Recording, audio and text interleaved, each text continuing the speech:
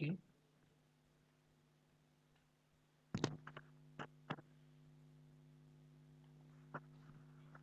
હવે આપણે બરાબર છે ચોક્કસ વિદ્યાર્થી મિત્રો, હવે આપણે આપણો લેક્ચર સ્ટાર્ટ કરીએ. તો આપણે આગળના લેક્ચરની અંદર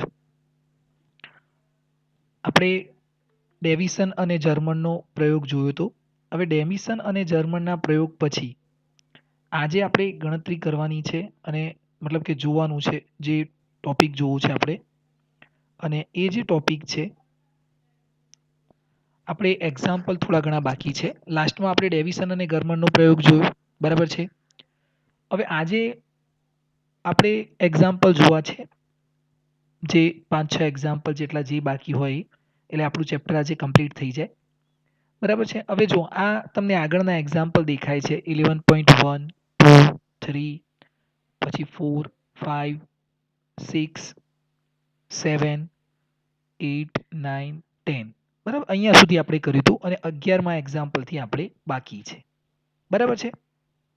ઓકે, હવે 11મા એક્ઝામ્પલની અંદર આપણે જોઈએ અને આપણી ગણતરી સ્ટાર્ટ કરીએ.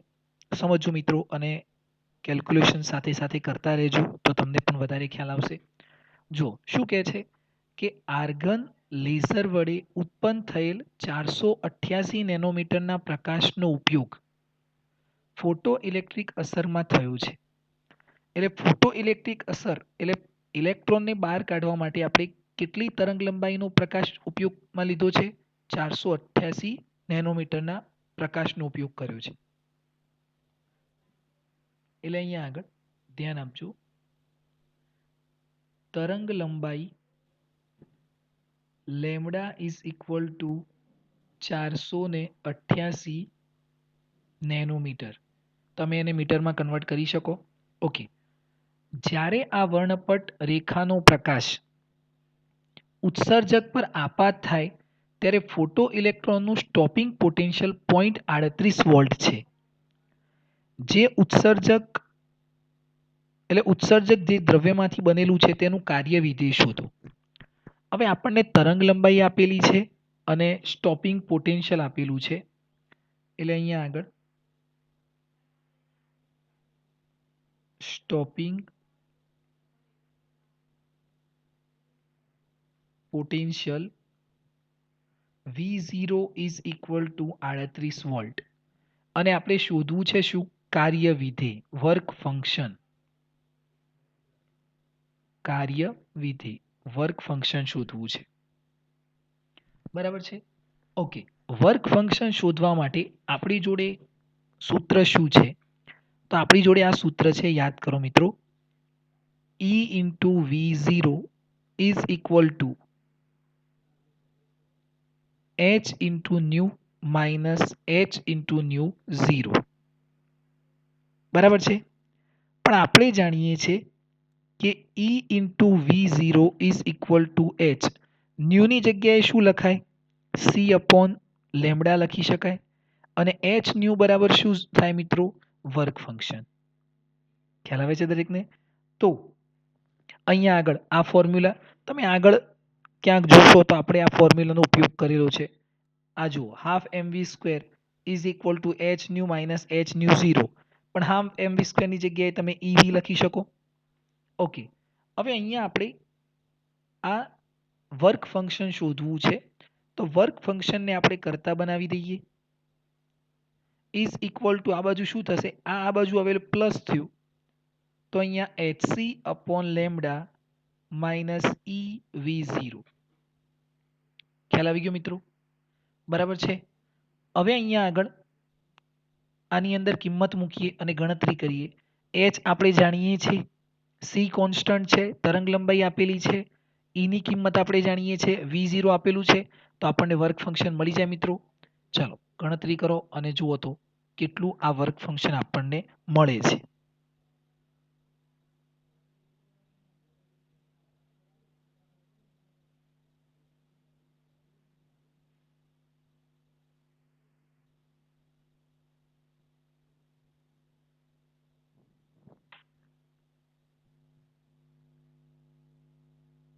ચલો ગણતરી કરો તો મિત્રો.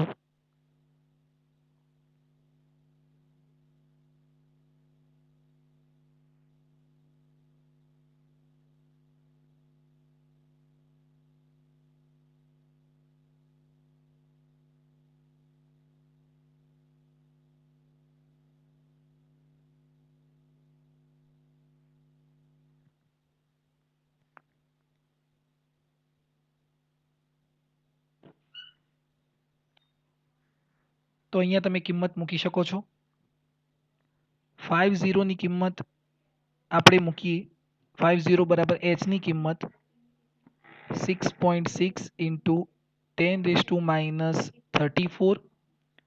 c ની કિંમત 3 ઇન્ટુ 10⁸8 ડિવાઈડ બાય લેમ્બડાની કિંમત 488 ગુણ્યા 10⁻9 મીટર અને માઇનસ EV0 ની કિંમત 1.6 ઇન્ટુ 10⁻90.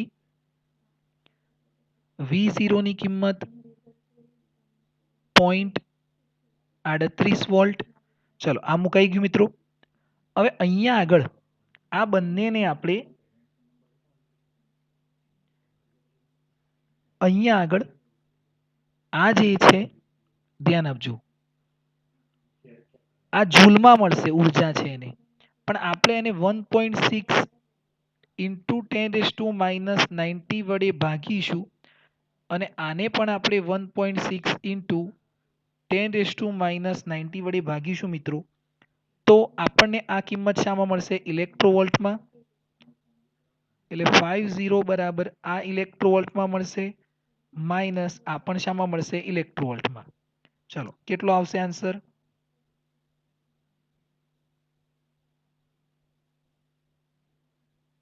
કેટલો આવશે મિત્રો?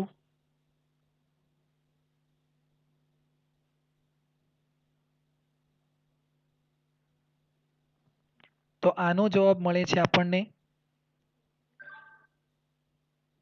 2.54 ઇલેક્ટ્રોવોલ્ટ માઇનસ 0.38 ઇલેક્ટ્રોવોલ્ટ. ચલો આ બંનેની માઇનસ કરો, કેટલો આવે છે જવાબ? જુઓ તો ફટાફટ.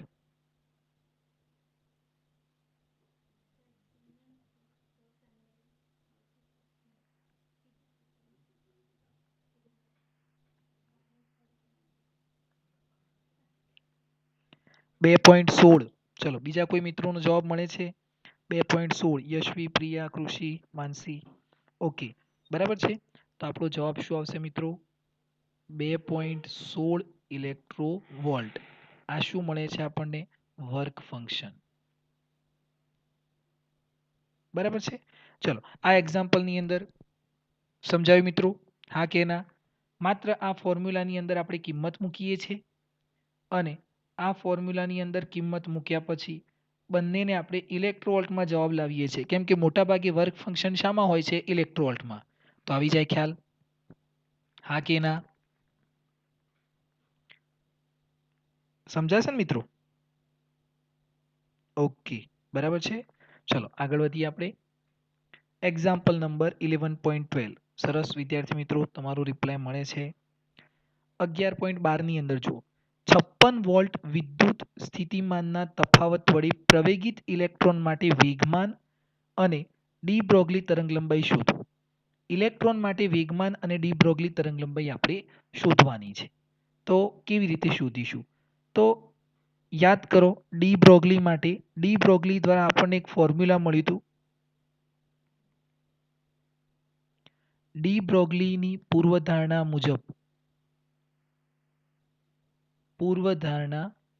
મુજબ વેગમાનનું સૂત્ર શું થતું હતું? P is equal to h upon lambda. બરાબર છે, આવું સૂત્ર થતું હતું. પણ અહીંયા આગળ આપણી જોડે વેગમાન શોધવા માટે તરંગ લંબાઈ તો જોઈએ, પણ આપણી જોડે તરંગ લંબાઈ નથી. બરાબર છે. તો પહેલા અહીંયા જો બીજું આપણે પહેલા શોધી નાખીએ. આ એ પોઈન્ટ અહીંયા રહેવા દઈએ અને બી પોઈન્ટ. આમ તો આપણે પહેલા એ પણ શોધી શકીએ. પીનું આપણી જોડે સૂત્ર છે વેગમાન ઇઝ ઇક્વલ ટુ વર્ગમૂળની અંદર 2me ઇન્ટુ વી. બરાબર છે, એનાથી પણ શોધી શકીએ. પણ અહીંયા જો ડી બ્રોગલીની તરંગ લંબાઈ માટે આપણે એક સૂત્ર મેળવ્યું હતું કે લેમ્બડા ઇઝ ઇક્વલ ટુ 1.227 અને વર્ગમૂળની અંદર વી નેનોમીટર. ચલો 1.227 અને વર્ગમૂળની અંદર કેટલા વોલ્ટ છે? 56 વોલ્ટ નેનોમીટર. ચલો વર્ગમૂળ 56નું વર્ગમૂળ કાઢો અને 1.227 વડે એને ભાગો તો કેટલો જવાબ આવશે? અને જુઓ આ તરંગ લંબાઈ આપણને કેટલી મળે છે. ચાલો ગણતરી કરો તો તરંગ લંબાઈ આપણને કેટલી મળે છે?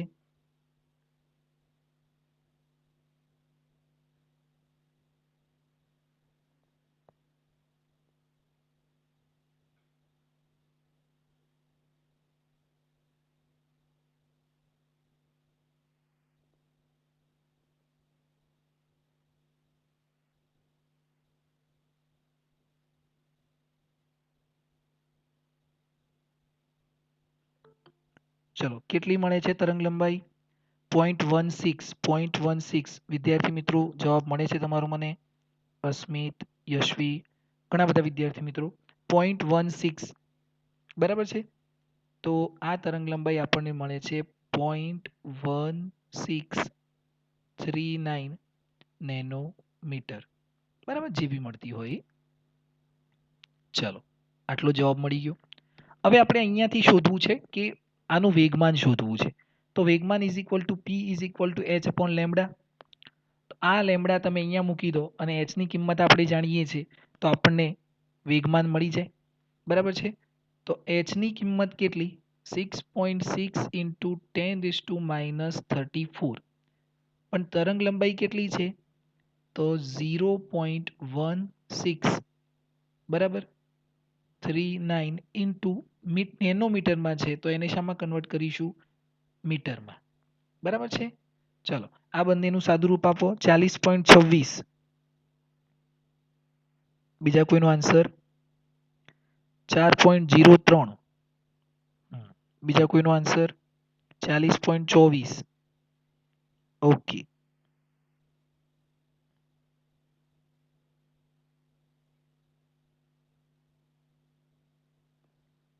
બરાબર છે. તો 34 આ 9 ઉપર જશે એટલે 34માંથી 9 જશે. બરાબર છે. એટલે 25 આવશે ને? કેટલો આવશે? 25. બરાબર. તો ખૂબ જ સરસ વિદ્યાર્થી મિત્રો, તમારો બધાનો જવાબ મને મળે છે અને એ તમારે અહીંયા લખવાનું છે. વેગમાન છે એટલે એનો એકમ શું આવશે? Kilogram metre per second. બરાબર છે. ખ્યાલ આવી ગયો મિત્રો? તો અહીંયા આગળ આ તમને અહીંયા વેગમાન મળી જશે. ઓકે, જે બી જવાબ આવે બધાનો જવાબ સાચો જ છે. પોઈન્ટ તમારે સેટ કરવું હોય તો તમે કરી શકો છો, પણ એ રીતે તમને આનો જવાબ મળશે. ચલો આવી જાય ખ્યાલ આ એક્ઝામ્પલની અંદર? જવાબ ફટાફટ આપો મને, હા કે ના?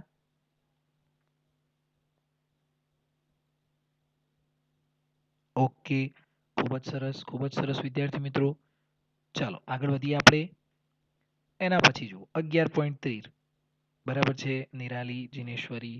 હવે 11.13ની અંદર જુઓ તમે 11.13ની અંદર શું કહે છે કે 120 ઇલેક્ટ્રોવોલ્ટ જેટલી ગતિ ઉર્જા ધરાવતા ઇલેક્ટ્રોનનું વેગમાન, ઝડપ અને ડી બ્રોગલી તરંગ લંબાઈ કેટલા હશે? 120 ઇલેક્ટ્રોવોલ્ટ જેટલી ગતિ ઉર્જા ધરાવતા ઇલેક્ટ્રોનનું વેગમાન, ઝડપ અને ડી બ્રોગલી તરંગ લંબાઈ કેટલી હશે? તો ઝડપ શોધવા માટે, ડી બ્રોગલી શોધવા માટે અને વેગમાન શોધવા માટે આપણે કેવી રીતના આનો ઉપયોગ કરીશું? સૂત્રો યાદ કરો.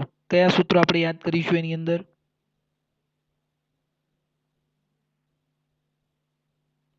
વિચારો મિત્રો.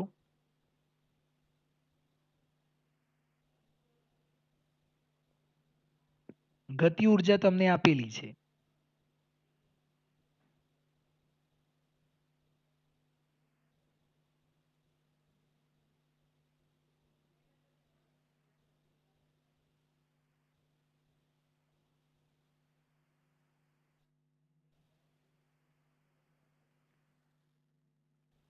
બોલો બોલો કેટલો આવશે મિત્રો જવાબ?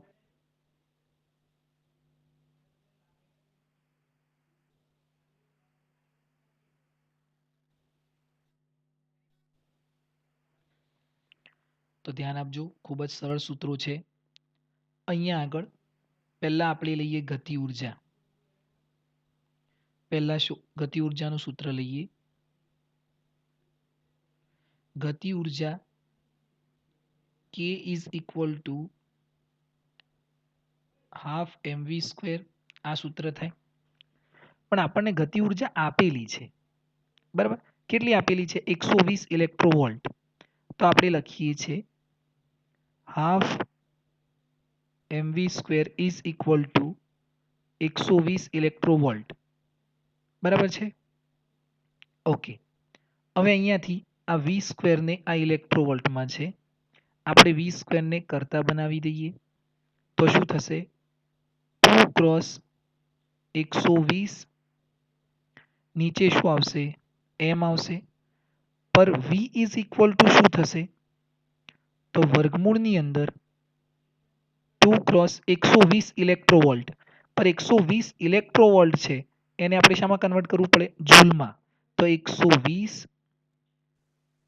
ગુણ્યા 1.6 ઇન્ટુ 10⁻90 ડિવાઈડ બાય ઇલેક્ટ્રોનનું દળ 9.1 ઇન્ટુ 10⁻31 kg.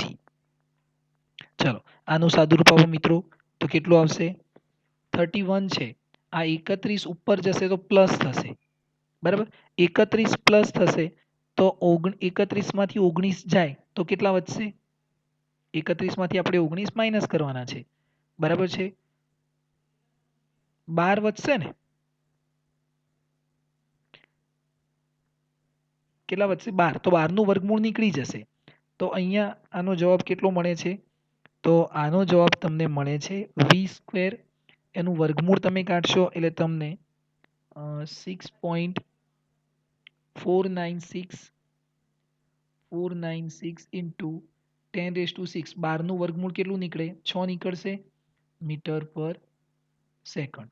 આ શું મળી ગયું, વેગ મળી ગયો, ઝડપ મળી ગઈ, બરાબર છે. ચલો આની અંદર ખ્યાલ આવી ગયો, આ વેગ મળી ગયો, બરાબર. હવે વેગમાન શોધવાનું છે, તો વેગમાનનું સૂત્ર શું થાય,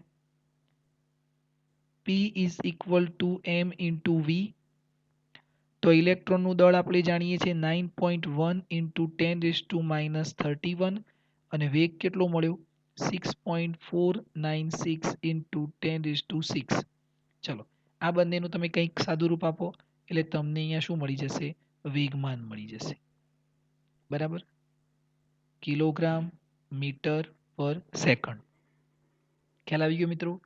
હવે બીજું આપણને શોધવાનું કીધું છે ઝડપ, 59.11, 9.1 ગુણ્યા 6.496 કેટલો આવે, કરી જુઓ મિત્રો,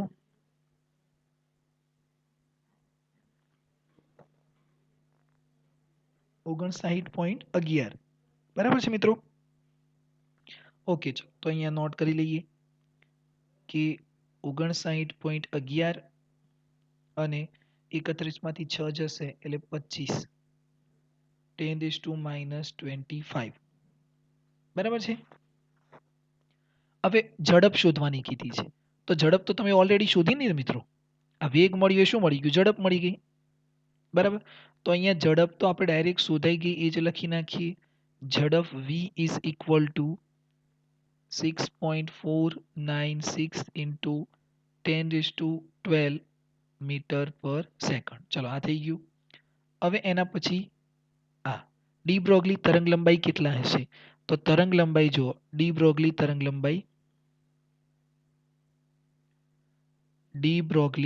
લંબાઈ lambda is equal to h upon p, તો h ની કિંમત 6.6 ઇન્ટુ 10⁻34 ડિવાઈડ બાય વેગમાન કેટલું મળ્યું, તો 59.11 ઇન્ટુ 10⁻25. ઓકે, તો અહીંયા તમને કંઈક તરંગ લંબાઈ મળી જશે, એ શામાં મળશે, મીટરમાં. ખ્યાલ આવશે મિત્રો. ચલો આ એક્ઝામ્પલની અંદર દરેકને ખ્યાલ આવી જાય, તો આવા જ એક્ઝામ્પલ તમારે પૂછાતા હોય છે, બરાબર છે, વધારે બહુ ટિપિકલ એક્ઝામ પૂછાતા નથી, બરાબર. પોઈન્ટ 11, 25 ઉપર જશે, 25 માંથી 9 એટલે 0.11 ઇન્ટુ 10⁻9, પણ 10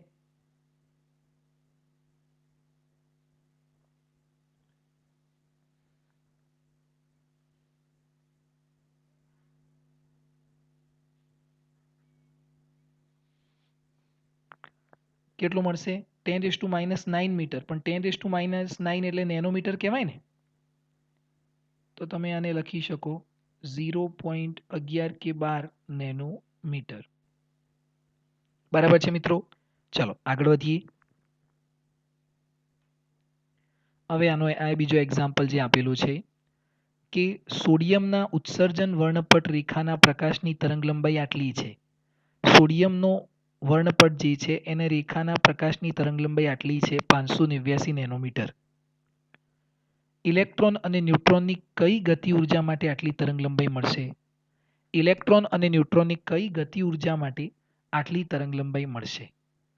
ચાલો હવે ગતિ ઉર્જા શોધવી છે. તો ઇલેક્ટ્રોન માટે ગતિ ઉર્જા શું થશે?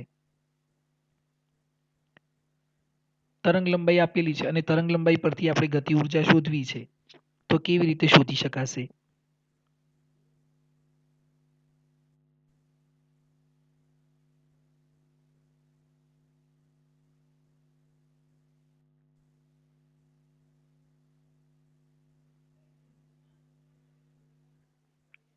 વિચારો મિત્રો.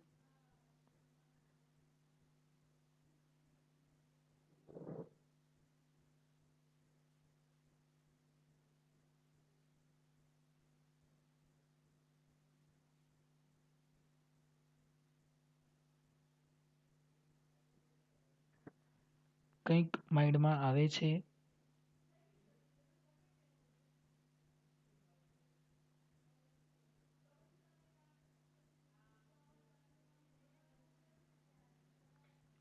તો ધ્યાન આપજો, આપણે ગતિ ઉર્જા શોધવી છે. તો પહેલા આપણે ઇલેક્ટ્રોન માટે લઈએ. ઇલેક્ટ્રોન માટે ગતિ ઉર્જાનું સૂત્ર છે આ ઇલેક્ટ્રોન માટે હાફ m ઇન્ટુ ઈ ઇલેક્ટ્રોનનું અને ઇલેક્ટ્રોનનું વર્ગ હાફ mv² પર ઇલેક્ટ્રોન માટે આપણે ઈ મૂકીએ છીએ. બરાબર છે. હવે આપણે બીજું જાણીએ છીએ કે તરંગ લંબાઈ આપેલી છે એટલે આપણે આ ફોર્મ્યુલાનો યુઝ કરીએ કે lambda is equal to h upon me into v. બરાબર. આ સૂત્ર છે ને lambda is equal to h upon p પર me ઇન્ટુ વી. બરાબર. હવે અહીંયાથી હું વી ને કરતા બનાવું તો વી બરાબર શું થશે? h તો કોન્સ્ટન્ટ છે એટલે બંનેમાં એક સરખો જ હોય. તરંગ લંબાઈ પણ એક સરખી છે બંને માટે એટલે me. આ લેમ્બડા અહીંયા આવી ગયો અને વી અહીંયા ગયો. હવે આનો વર્ગ કરું છું, ધ્યાન આપજો. તો શું થશે? વી નો square is equal to h square અને અહીંયા લેમ્બડા સ્ક્વેર અને me સ્ક્વેર આ થશે.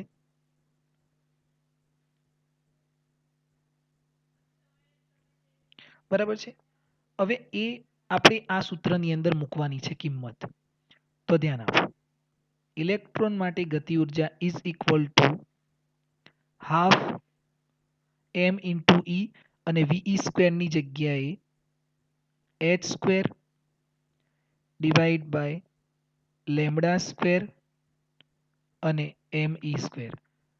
ચલો એક me કેન્સલ થઈ જાય તો આપણને ગતિ ઉર્જાનું સૂત્ર શું મળ્યું?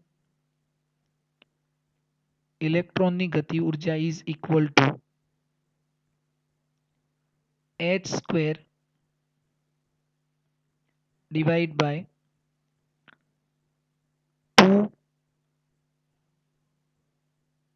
2m ઇન્ટુ ઈ અને લેમ્બડાનો સ્ક્વેર. આટલું મળી ગયું. બરાબર. હવે આની અંદર તમે કિંમતો મૂકી શકો. સેમ આ જ રીતે હું ન્યુટ્રોન માટે શોધું તો ન્યુટ્રોન માટે અહીંયા n લખું તો mn ઇન્ટુ વીએન સ્ક્વેર. આ તો સૂત્ર એક જ વધે. બરાબર છે. તો ન્યુટ્રોન માટે શું થશે? તો ન્યુટ્રોન માટે ન્યુટ્રોનની ગતિ ઉર્જા is equal to h square 2m into n અને લેમ્બડાનો વર્ગ 2m ઇન્ટુ n લેમ્બડાનો વર્ગ. ચલો આ ફોર્મ્યુલા થઈ જાય. હવે આપણે બે વસ્તુ જોઈએ. આ એચ આપણે જાણીએ છીએ, ઇલેક્ટ્રોનનું દળ જાણીએ છીએ, બરાબર. પણ આપણે ન્યુટ્રોનનું દળ અહીંયા લખી નાખીએ તો ન્યુટ્રોનનું દળ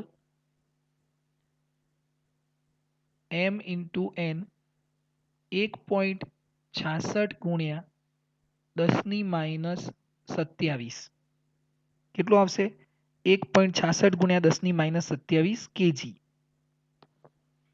બરાબર છે. ઓકે, હવે આની અંદર કિંમતો મૂકો. તો આપણે ઇલેક્ટ્રોન માટે ગણતરી કરીએ, તમારે ન્યુટ્રોન માટે કરવાની. h² એટલે 6.6 ઇન્ટુ 10⁻34 આનો વર્ગ ડિવાઈડ બાય 2 ઇલેક્ટ્રોનનું દળ એટલે 9.1 ઇન્ટુ 10⁻34 સોરી 31 અહીંયા આગળ 31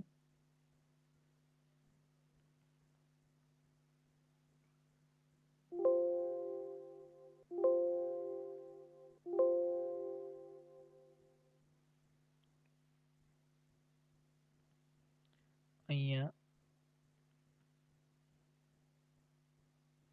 10⁻31 અને લેમ્બડાનો સ્ક્વેર એટલે તરંગ લંબાઈ 589 નેનોમીટર છે, તો 589 ગુણ્યા 10⁻9 નો સ્ક્વેર. બરાબર છે.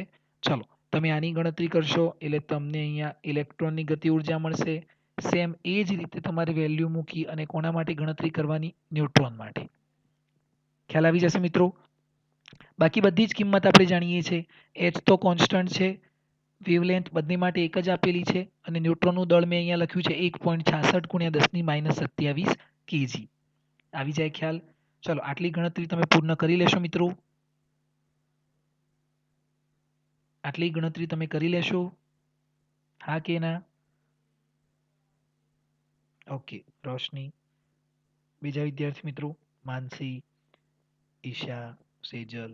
ઓકે, બહુ સરળ છે. હવે તમે કેલ્ક્યુલેટરનું મદદથી લઈ અને આનું કેલ્ક્યુલેશન કરી શકશો. બરાબર છે. ઓકે, હવે બીજો પ્રશ્ન એ થાય મિત્રો કે આજે આપણે ફિઝિક્સનું ટેસ્ટ છે ને, તો એની અંદર 11મું ચેપ્ટર છે મારા ખ્યાલથી. તો 11મા ચેપ્ટરની અંદરથી આવું બધું પૂછાય તો આપણા માર્ક્સ સારા આવવા જોઈએ. અને ધ્યાન આપજો મિત્રો, આપણે આખું ચેપ્ટર કમ્પ્લીટલી વ્યવસ્થિત રીતે અહીંયા એક્સપ્લેન કર્યું છે. તો તમે પણ એ રીતે નોટબુકની અંદરથી વાંચજો, લખ્યું હોય તો, અને ટેસ્ટની અંદર એક્સપ્લેન કરવાનો પ્રયત્ન કરજો. કોઈક લખે એમાંથી જોઈને લખીએ એવો પ્રયત્ન ના કરતા. 2-5 માર્ક્સ ઓછા આવે તો ચાલશે, પણ આ બધા ચેપ્ટર તમારે ફરીથી નહીં વાંચવા પડે એવા સરળ ચેપ્ટર છે, એટલે તમે પ્રયત્ન કરજો એક્ઝામ માટે. બરાબર છે.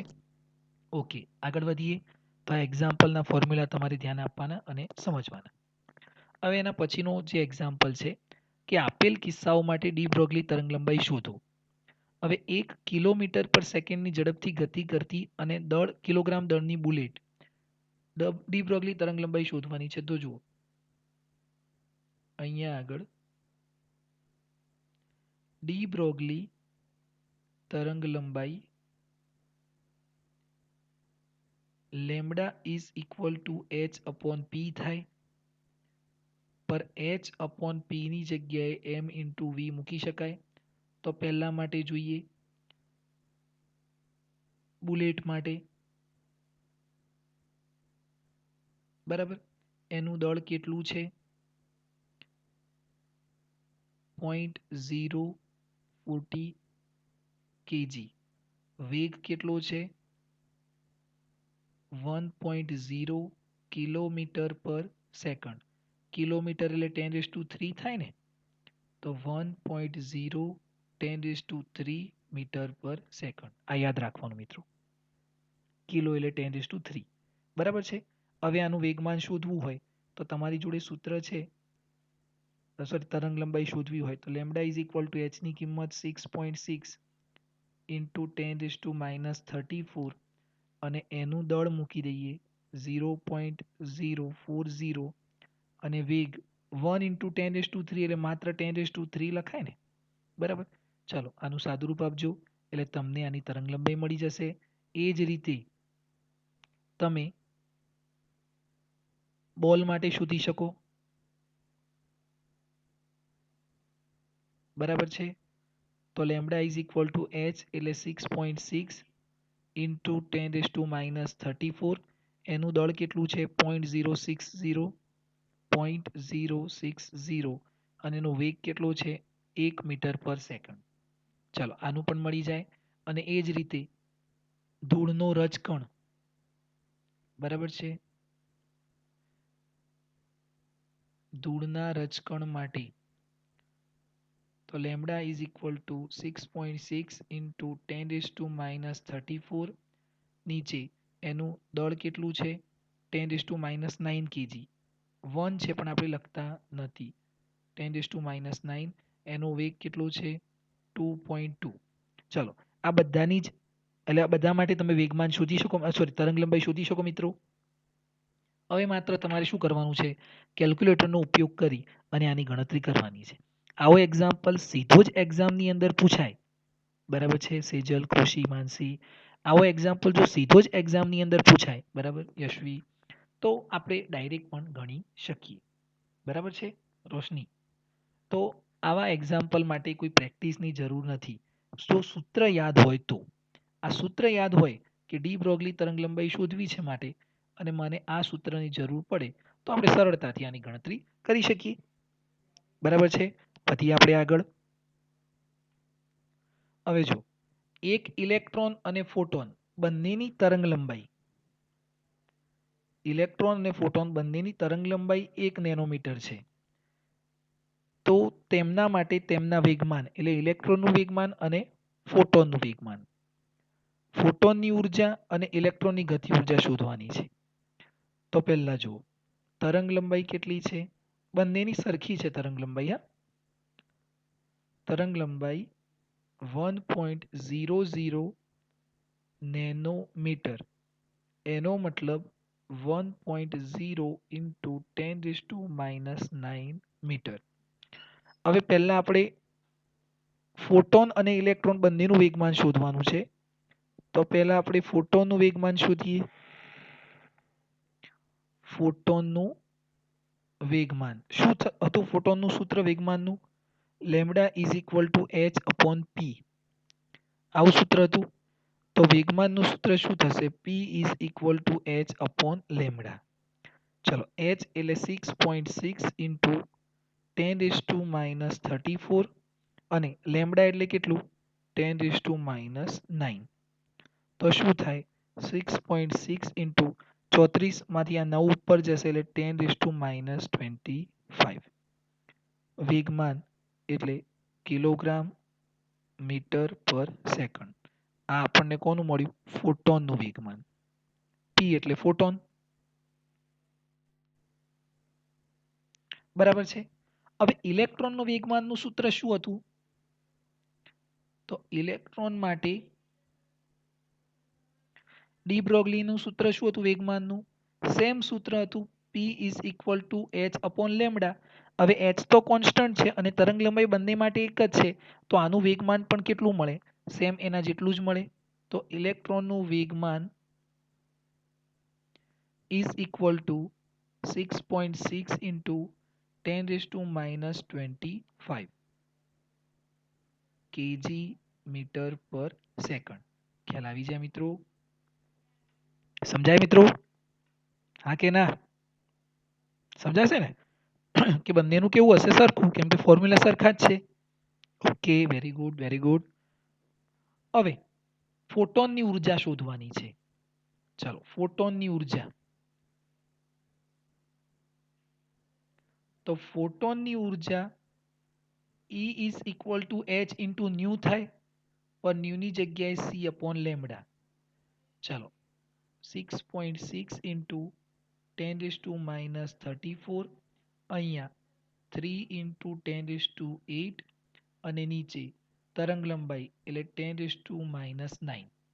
ચાલો ગણી લો છો તમે, બરાબર. એના પછી ઇલેક્ટ્રોનની ગતિ ઉર્જા, ઇલેક્ટ્રોનની ગતિ ઉર્જા ઇલેક્ટ્રોન માટે હાફ mv સ્ક્વેર આવું થાય ઇલેક્ટ્રોનની ગતિ ઉર્જા.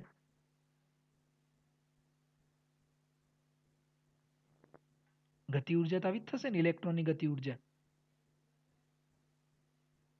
તો આપણી જોડે તો આવું કોઈ સૂત્ર નથી, કેમ કે આપણે સૂત્ર તો છે પણ આપણી જોડે વેગ નથી ઇલેક્ટ્રોનનો. તો કેવી રીતે ગણતરી કરીશું મિત્રો?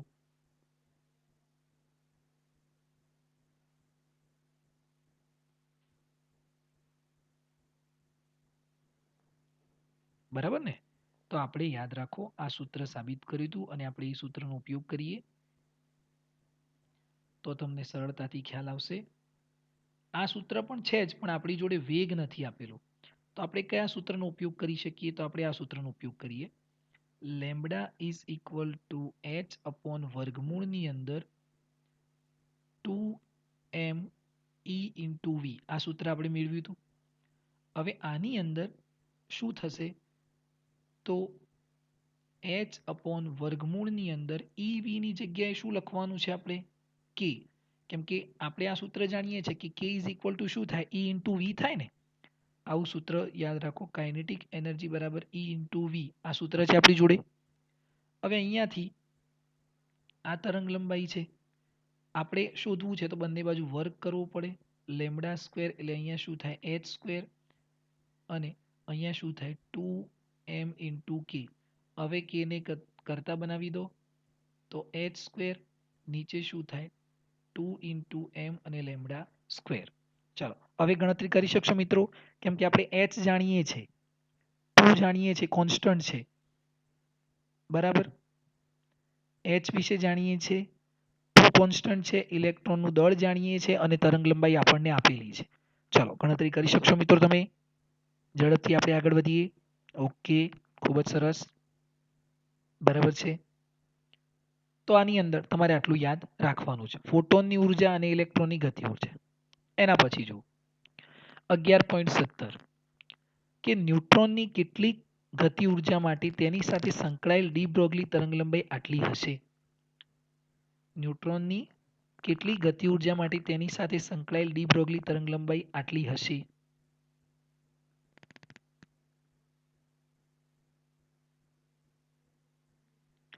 કેવી રીતે મિત્રો? ન્યુટ્રોનની કેટલી ગતિ ઉર્જા માટે એની ડી બ્રોગલી તરંગલંબાઈ આટલી હશે. તો ડી બ્રોગલી તરંગલંબાઈ આપેલી છે પણ કેટલી ગતિ ઉર્જા માટે આટલી હોય? તો ગતિ ઉર્જા શોધવી પડે. તો આપણે થોડાક બેક જઈએ અને આપણે આ સૂત્રને યાદ કરીએ. જો આ સૂત્ર છે બરાબર, અહીંયા આગળ આ સૂત્ર કે ન્યુટ્રોનની ગતિ ઉર્જા બરાબર h square 2mn lambda square, h square 2mn lambda square. એટલે જુઓ ન્યુટ્રોનની ગતિ ઉર્જા is equal to h square 2m into n lambda square. બરાબર. હવે આ તરંગ લંબાઈ આપેલી છે પણ કેટલી ગતિ ઉર્જા માટે? તો આપણે ગતિ ઉર્જા શોધવી હોય ન્યુટ્રોનની ગતિ ઉર્જા, તો h એટલે 6.6 ત્યાં શોધેલી હોય તો એ જ ડાયરેક્ટ કામ લાગી જાય. બરાબર. 2 ન્યુટ્રોનનું દળ 1.66 ગુણ્યા 10⁻²7 અને કેટલી તરંગ લંબાઈ માટે? તો તરંગ લંબાઈ 1.40 ગુણ્યા 10⁻10 નો વર્ગ આવી જાય. બરાબર છે. તો આપણે અહીંયા આગળ આ રીતે ગણતરી કરી શકીએ. ખ્યાલ આવે છે મિત્રો? સમજાશે? તો આટલી ગતિ ઉર્જા માટે એની તરંગ લંબાઈ આટલી હોય. હવે બીજો પાર્ટ તમને પૂછે છે કે આ ઉપરાંત 300 કેલ્વિન તાપમાને દ્રવ્ય સાથે તાપીય સંતુલનમાં રહેલા 3/2 kT જેટલી સરેરાશ ગતિ ઉર્જા ધરાવતા ન્યુટ્રોન માટે ડી બ્રોગલી તરંગલંબાઈ શોધો. ડી બ્રોગલી તરંગલંબાઈ પણ આપણે શોધવાની છે. તો કેવી રીતે શોધીશું મિત્રો?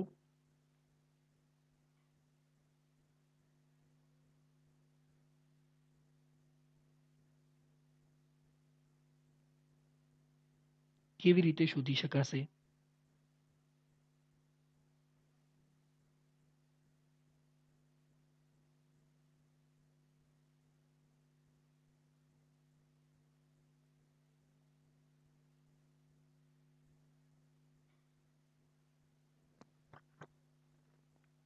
યાદ કરો મિત્રો, તો ગતિ ઉર્જાનું સૂત્ર છે, આવું તમે સૂત્ર ભણેલા છો 11મા ધોરણની અંદર વાયુના ગતિવાદની અંદર, half mv square is equal two 3/2 kbt.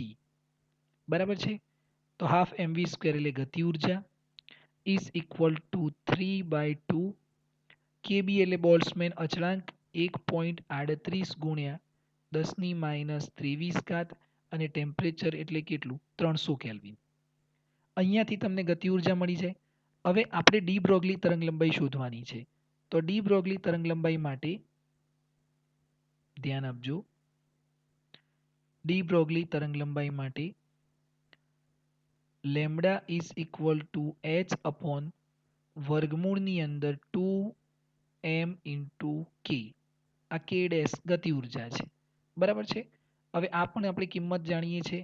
h ની કિંમત 6.6 ઇન્ટુ 10⁻34 વર્ગમૂળની અંદર 2 ક્રોસ ન્યુટ્રોનનું દળ તો 1.66 ઇન્ટુ 10⁻27 અને અહીંયા આ જે ગતિ ઉર્જા મળશે, અહીંયાથી તમને આ જે k ડેશ ગતિ ઉર્જા મળે એ તમારે અહીંયા મૂકવાની છે. તો ચાલો આનો પણ આન્સર મળી જાય મિત્રો. આવું સૂત્ર તમે ભણ્યા હતા ને વાયુના ગતિવાદની અંદર, half mv square is equal two 3/2 kbt. કેટલાને યાદ છે આ સૂત્ર?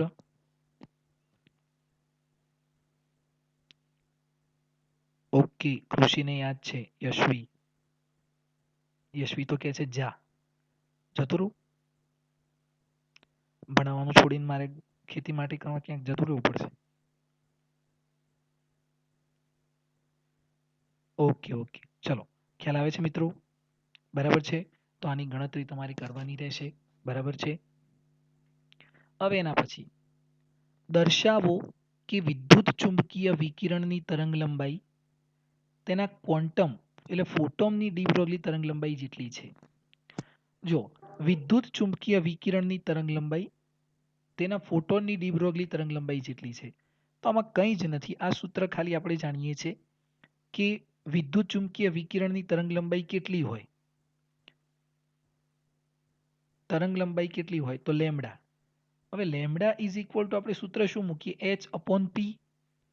પણ વિકિરણ જોડે તો દળ ન હોય, પણ વિકિરણને આપણે શાના તરીકે લીધું છે, ફોટોન તરીકે. તો જુઓ ફોટોનની તરંગલંબાઈ કેટલી હોય,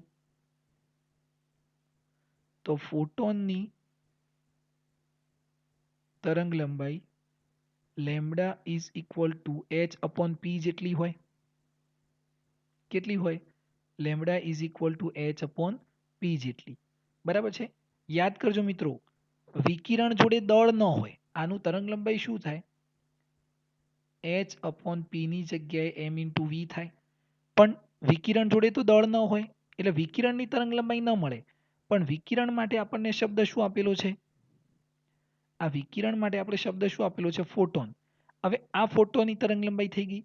હવે આ તરંગલંબાઈ ડી બ્રોગલી જેટલી છે એ આપણે કમ્પેર કરવાનું છે. તો એમાં કોઈ કમ્પેરિઝન નથી, કેમ કે આપણે જાણીએ છીએ કે ડી બ્રોગલીની તરંગલંબાઈ કેટલી છે, lambda is equal to h upon m into V છે. તો આ બંને કેવી છે, ઇક્વલ જ છે. ખ્યાલ આવશે મિત્રો? તો આ પણ તમારે યાદ રાખવાનું છે. સમજાશે? આવો કોઈ આ પ્રશ્ન નથી. આ તમે કોઈ પણ રેફરન્સની અંદર જોશો તો બસ તમને આ ખાલી બે જ સૂત્ર આપેલા છે. બરાબર છે? આગળ વધીએ. હવે આ જુઓ, હવામાં 300 કેલ્વિન તાપમાને રહેલા નાઇટ્રોજન અણુની ડી બ્રોગલી તરંગલંબાઈ કેટલી હશે?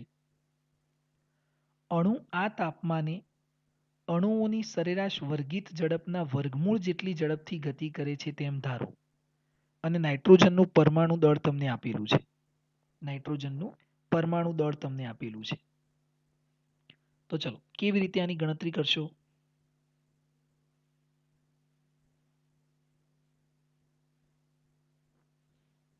આની ગણતરી તમે કેવી રીતે કરી શકશો?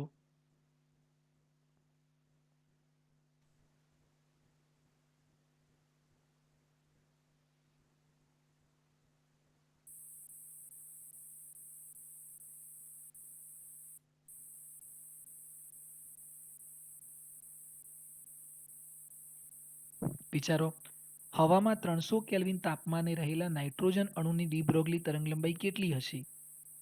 બરાબર છે. આ તાપમાને પરમાણુઓની સરેરાશ વર્ગિત ઝડપના વર્ગમૂળ જેટલી ઝડપથી ગતિ કરે છે તેમ ધારો.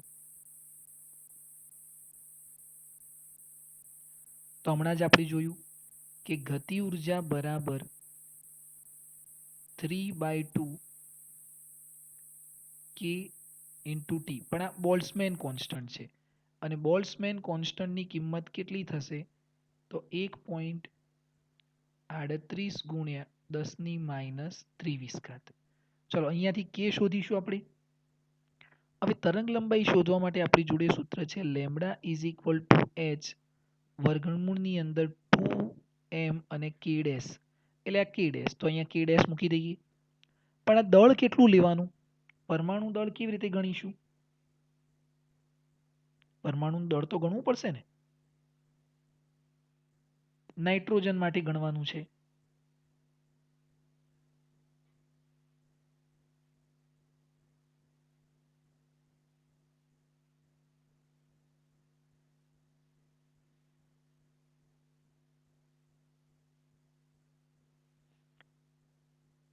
તો ધ્યાન આપજો, N2 માટે N2 નાઇટ્રોજનની અંદર 2 અણુ માટે આપણે લઈએ તો 2 ગુણ્યા આપણને આટલું આપેલું છે 14.0076 યુનિટ. બરાબર છે. હવે આપણે જાણીએ છીએ કે 1 યુનિટ બરાબર કેટલું થાય મિત્રો?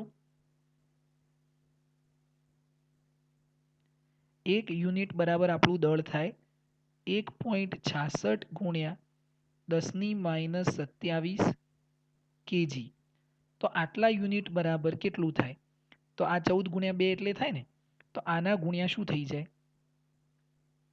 1.66 ગુણ્યા 10⁻27 ગુણ્યા 14 2 28, એટલે 28.0076.